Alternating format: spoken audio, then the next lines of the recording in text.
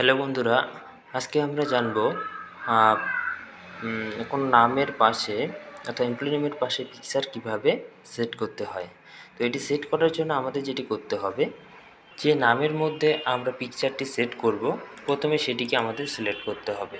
এটি সিলেক্ট করার পর আমরা রিভিউ ট্যাবটিতে ক্লিক করব। এটা করার পর আপনারা দেখতে পাচ্ছেন এখানে নিউ কমেন্ট বলে একটি অপশন রয়েছে, এটিতে আমরা ক্লিক করব। করলেই আমাদের কমেন্ট আমরা এখানে ইনসার্ট করতে পারি। তো আমরা এটিতে এই কমেন্টটির উপর আমরা দাগের উপরে রাইট ক্লিক করব। রাইট ক্লিক করার পর আমরা যাব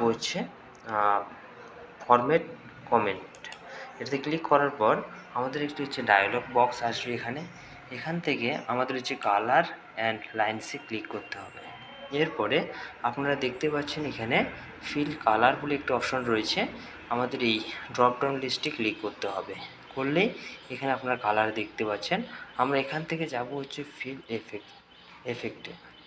এখানে ক্লিক করার পর আমরা যাব পিকচার অপশনটিতে, এবং এরপরে আমরা এখান থেকে সিলেক্ট পিকচার করে আমাদের প্রয়োজনীয় পিকচারটি আমরা এখান থেকে সিলেক্ট করে নেব।